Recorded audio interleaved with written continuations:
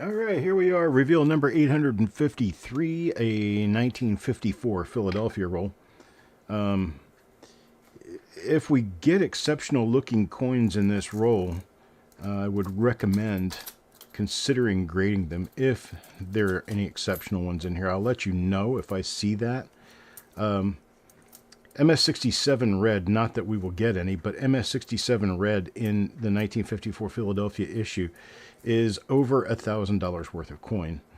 So, might not be a bad idea to pay attention. Got a couple of minor double die obverses, no known double die reverses, so let's get going, see what we got. Mr. Ash. A few little spots here and there. Keep it out of being a high-grade coin, but it is pretty nice anyway.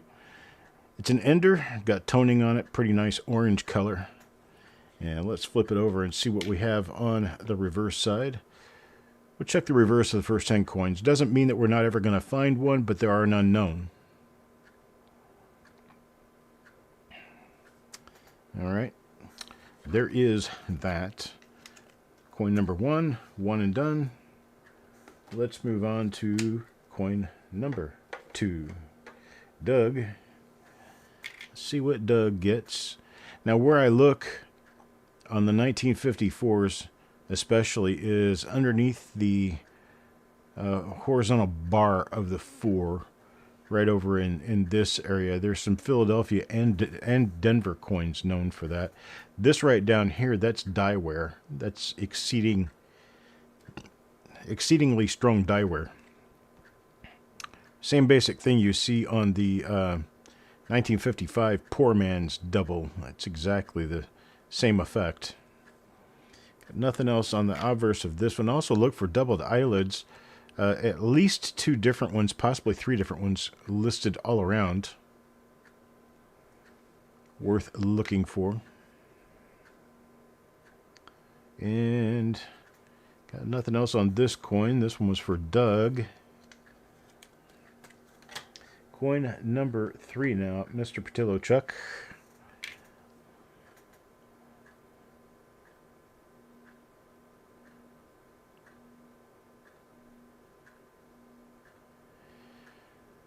A lot of mushy coins to be expected in the 54. That's why high-grade coins are very valuable. Most of them are kind of mushy and icky looking. So this is very normal for 1954.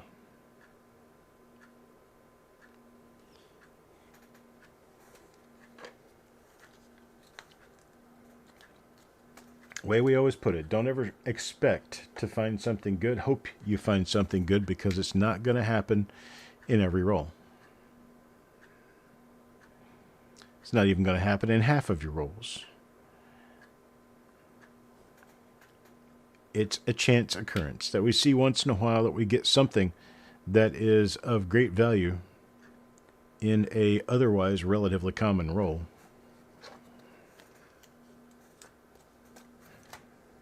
Number 5 now, Taco John. I've not seen any coins yet that would measure up to being the high grade that would deserve a better look by the grading companies. And just as I say that, Taco John runs into one that might be. Nope, not for that stain right there. That one little stain running through the coin is going to keep that out of a 67 holder. It does look like a pretty decent 66, though.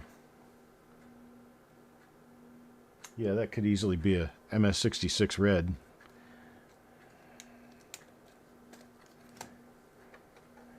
Hello, newbie coin nerd. How you doing today? I did send you an invoice, and I saw that an automatic reminder was sent out today. I'll get that taken care of here shortly. You and I will have to do a short converse on online so that I can get straightened out as to what we're doing. I got another package from you today, so we can add today's package in. Let's see.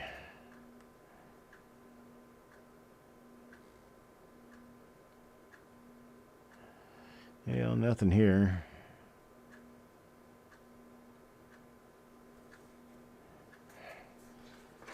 That's for you, Dan. Number 8 now, Carl. Really kind of generally expect to walk away from 1954 with nothing of excitement, but you know what? You'll never find anything of excitement if you don't look. And so that is the whole intent with this, is to find something that we didn't even know about. What's up, Eric? Good day to you. Coin number 9 now for Mickey. Let's see. We ran a... what did we run? It's our first one. 1949D. Got a few nice RPMs out of that. Then a 53D. Found a few really decent looking RPMs. One of them is a listed Connect, a listed coin. I can't remember what it is though. And then this 1954 Philadelphia roll has not given us anything yet. Hello, Brian.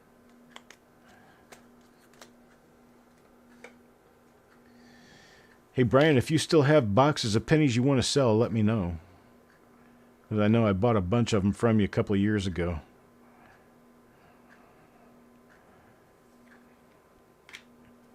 I'm making one last push for inventory before I retire.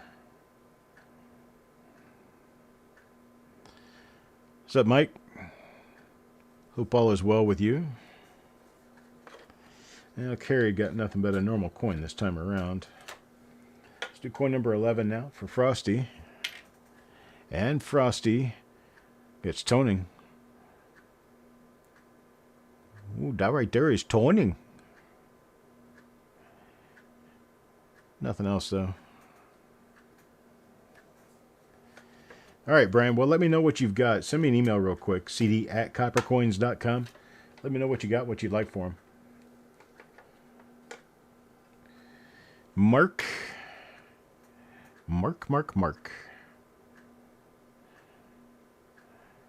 Yeah.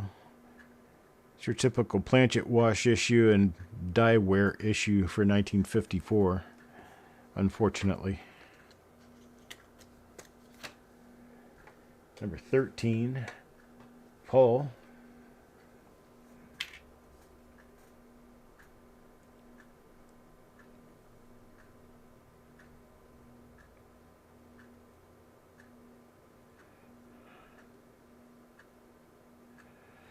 Nope, nothing special there.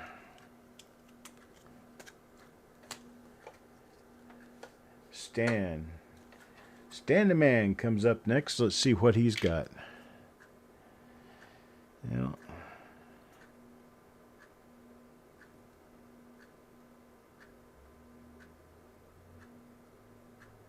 That is dieware under the 4 right there. Not a doubled die. Nothing out of the ordinary on that coin. Let's take a look at number 15, DC.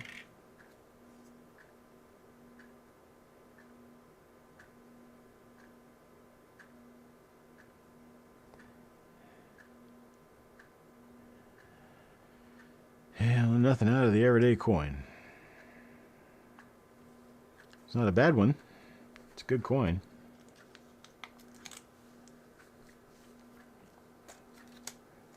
Number 16 now, Mark. I'll be doing 3 reveals tomorrow on Wednesday. I'll be doing 3 reveals on Thursday, or 2 reveals on Thursday and 2 on Friday or Saturday. I'll be working on getting us caught up. And then we'll be doing another reveal show on Monday.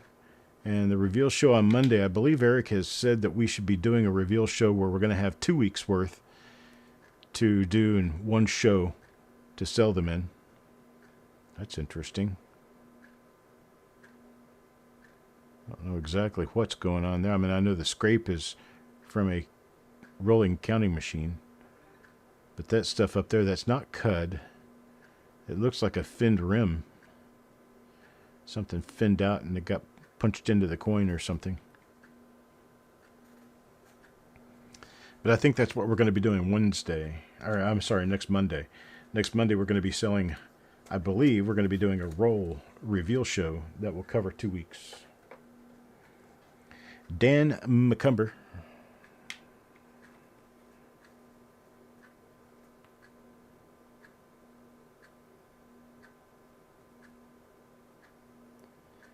Yep, nothing extraordinary there. That's 17 coins now into the roll. Nothing yet. Coin number 18, Tim Weber.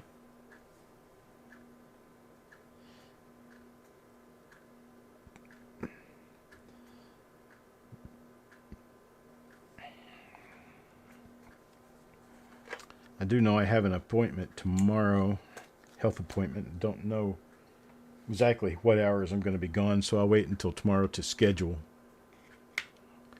But watch for scheduled rolls to come up for tomorrow.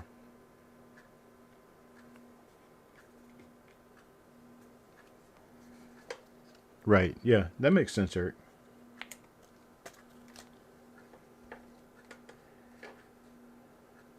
Mr. Ash.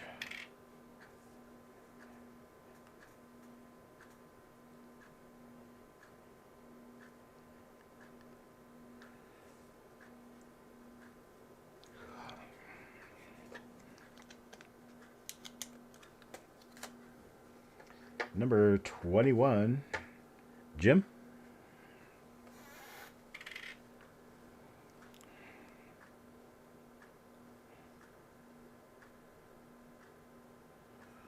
Well, this will be the end of my sitting for the day. My back is killing me.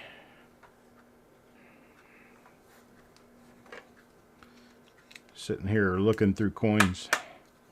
Let's see if I can fix something here. Get this a little closer to me.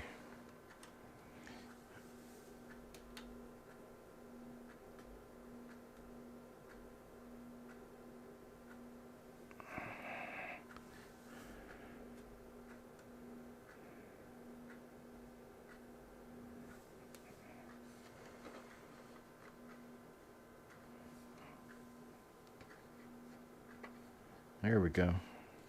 All right, that might help a little bit. Number 22 for Mickey now.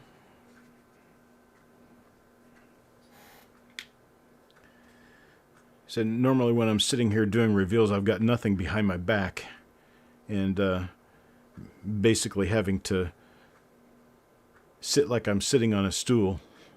And it kind of hurts my back.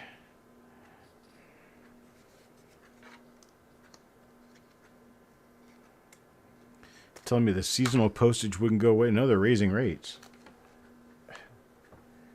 They're raising rates, and they're not going to make it go back down after the season is over. So, yay Christmas, right?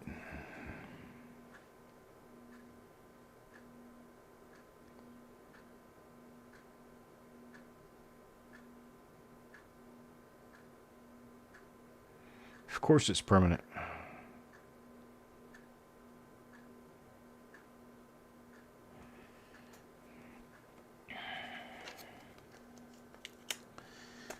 What we need is for there to not be a monopoly on that, and see if we can get someone in to compete with the pricing on USPS and get someone in to deliver mail that doesn't try to destroy it. I don't know if you guys can remember, but I put up on Facebook a few days ago, actually about a week ago, about how I had a box in a collection buy that was decades old, had it for a long time. And for some reason, it suddenly dawned on me that that was a Rolex box. It was a box for a female Rolex watch. And I decided, you know what, this would probably be better off in somebody's hands who cared that it was a Rolex box. So I put it up on eBay for $25. Well, the box sold for $80, and I was flabbergasted, but evidently it's a relatively scarce ladies' Rolex watch box. So I packed it up and mailed it, and the The Postal Service completely destroyed the package, including the box. And that kind of pissed me off. But I'm having to go through the process of trying to recoup my $80. Actually, it's $100 altogether, because I'm claiming the retail price of the box, plus the postage, plus the materials that I had to pack the box in.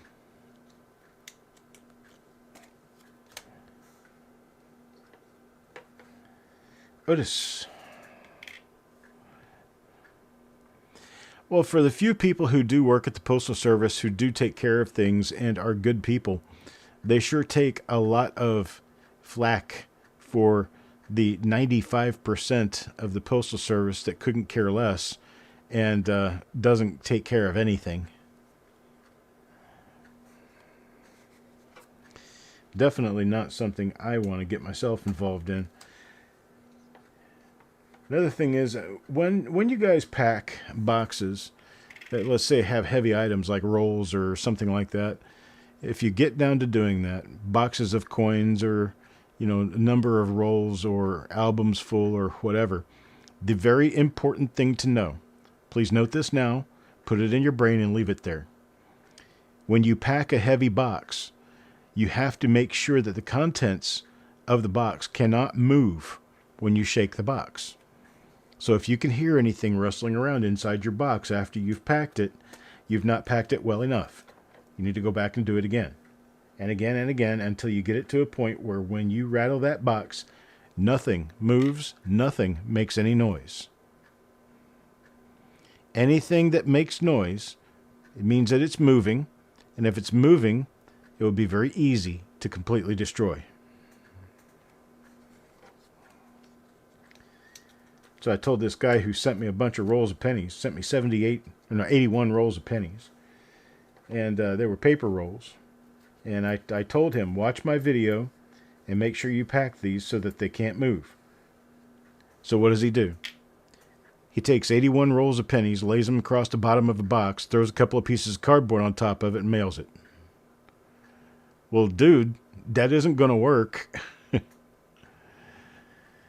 So the rolls came to me, and 23 of the rolls had busted open. Which, that just sucks. But, yeah, I've had people of all walks of life, all sorts of people, all walks of life, everything from attorneys to coin dealers and other people like that, send me stuff.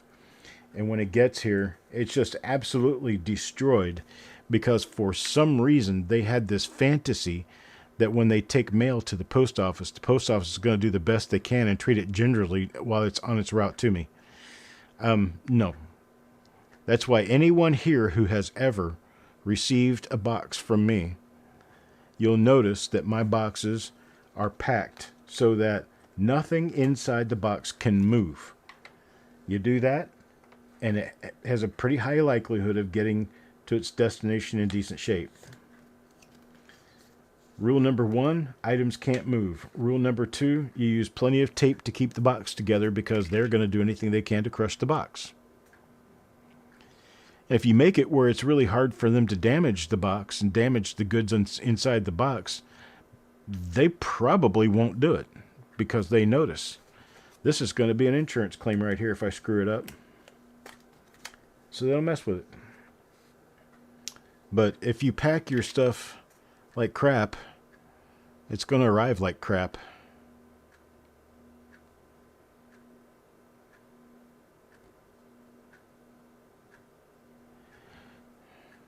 That might be true, Brian, but what you can do, go get yourself a roll of plastic wrap and plastic wrap those boxes very tightly so that nothing can explode out of those boxes. One of your biggest problems is going to be when the items inside the box start to fall apart. They will push the outside of the box open if you don't have it very well put together. So if your box, if your individual coin boxes, say you've got 2 boxes of 50 rolls of pennies that you're going to ship in a medium flat rate box. Number 1, wrap those boxes. Wrap the 2 boxes tightly in plastic wrap. Then put them in the big box, padded apart from one another so they don't hit each other, and apart from the sides of the box. Make sure that whatever you've done, you've packed it so that they cannot move. You should be fine. I've done it, and I've seen it done plenty of times where there was no damage.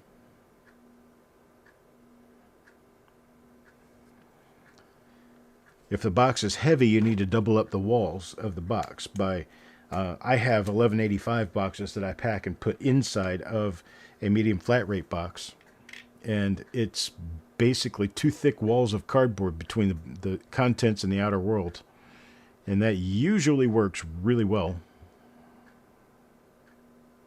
Cling wrap is what I'm talking about, plastic wrap. I get my plastic wrap in a big roll with a handle. And I use that to wrap around whatever goods I have to ship so that the goods can't clank and move around each other. But where it comes to boxes of pennies, I don't care if people send me 50 rolls or 1 box. It doesn't make any difference to me because it's the rolls I'm after. It's not the boxes.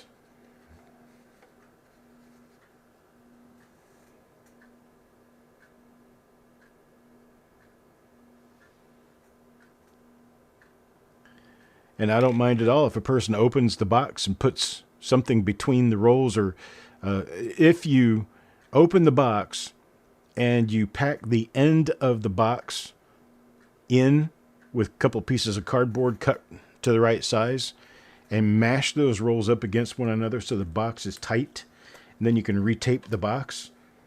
That works better than anything.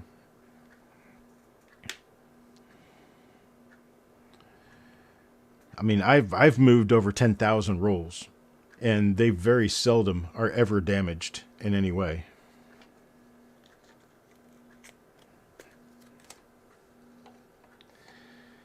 Yeah, that cling wrap, you can get it with, they come in big rolls with a handle. And it's like pallet wrap, only it's real small. It's only like 4, 5, 6 inches across. And you can get it from Uline or other supplies places online. You can get it off Amazon. I believe Home Depot, Lowe's, and maybe even Staples and Office Max will carry it. Watch your retail stores, though. They're very expensive. You'll pay $15 for the same thing you can get for $5 on Amazon. Evolution Revolution. How you doing today?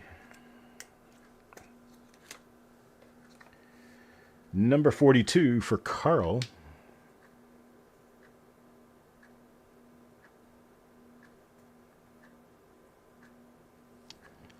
I don't think we're going to find anything in this roll. Been through 42 coins. I haven't found anything yet. Generally, when I'm on the home stretch, if I haven't found anything, I don't necessarily plan on finding anything. If it hasn't come up yet, it's probably not going to now.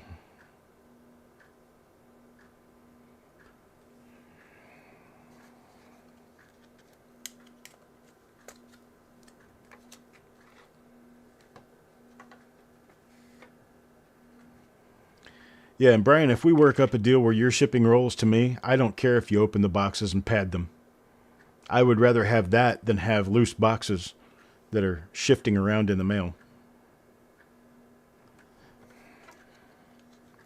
Like I said, I'm after the rolls, not the boxes. Got a guy right now did a deal with me to send me some sealed boxes of pennies. And I said, well, what date are they? He says, well, I don't know. I can't see them. I said, okay, yeah, I just sent them. I'll pay you the same price for them. Any boxes of pennies. Doesn't matter. I'll probably end up with a 22 roll or 22 box and a couple of 24 boxes, but that's fine.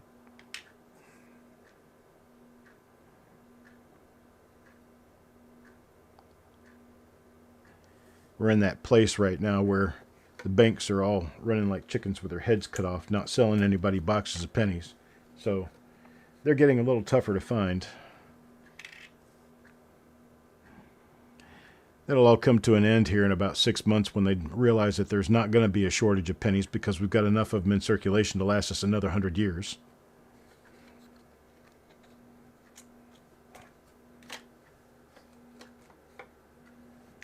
But for right now, they're certain that there's going to be a shortage. So, man, I am a penny short in this roll as well.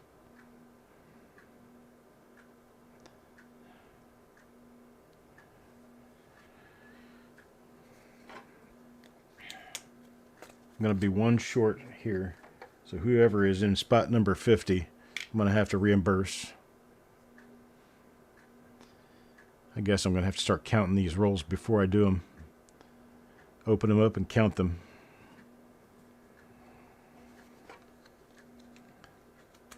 What's up, Blaine? Yeah, we are... Sissy is going to get a reimbursement this time. Sissy is not getting a coin. It's in number 853.